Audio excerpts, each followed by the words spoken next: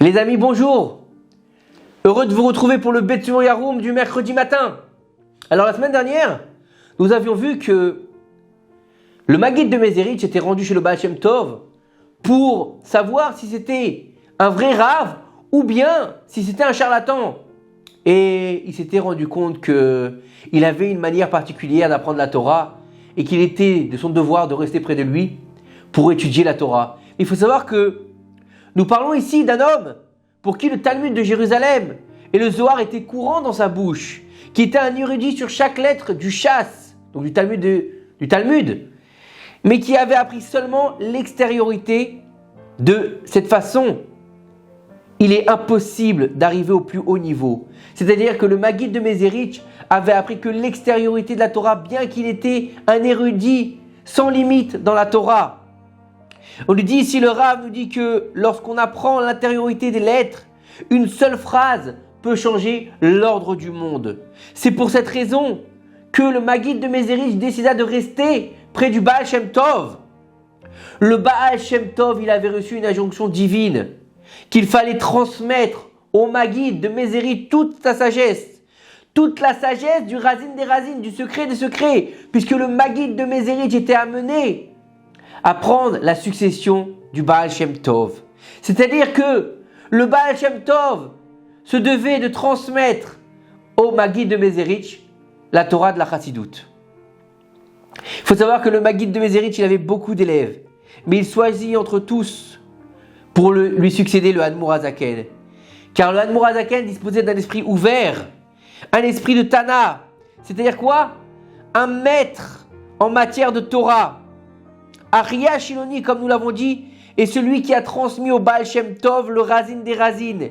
Il s'est dévoilé à lui le 18 Elul 5484 et a étudié avec le Baal Shem Tov en Chavruta. Ensemble, ils ont étudié pendant 10 années jusqu'au 18 Elul 5494.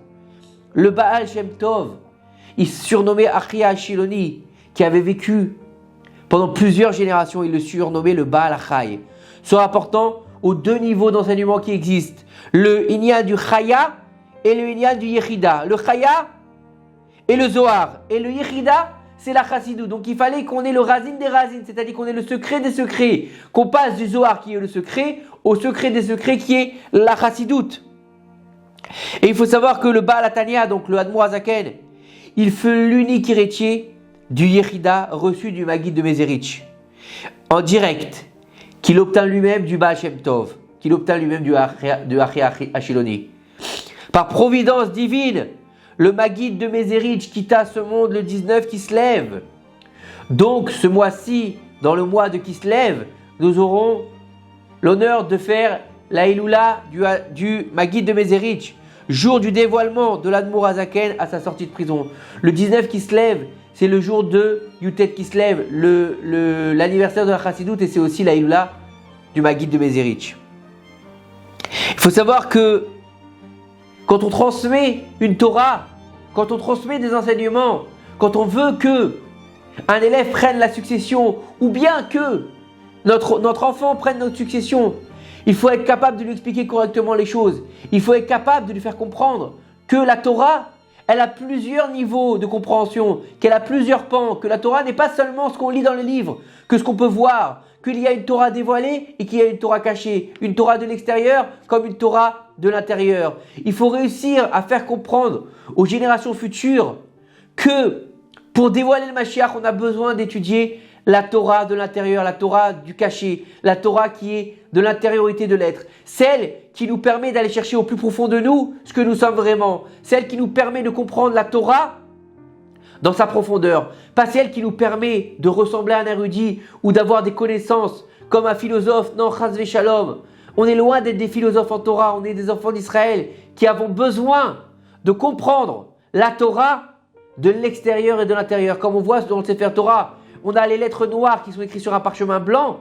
Ça, c'est ce qu'on voit, c'est ce qui est expliqué. Mais on a aussi l'écriture blanche qui ne se voit pas entre les lettres. C'est pour ça que chaque lettre de la Torah, elle a besoin de ce qu'on appelle un moukav gvil. Ça a besoin d'être entouré de blanc. Pourquoi?